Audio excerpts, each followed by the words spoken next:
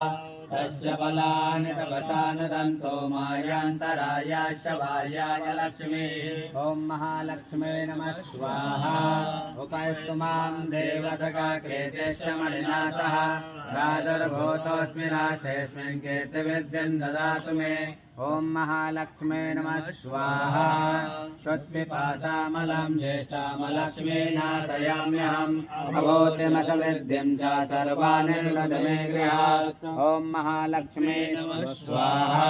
गन्धद्वारां दुराधरसां नित्यपुष्टां करेश्वरीं ईश्वरीं सर्वभूतानां तामिहोपावये श्रियां। महालक्ष्मे नमः स्वाहा।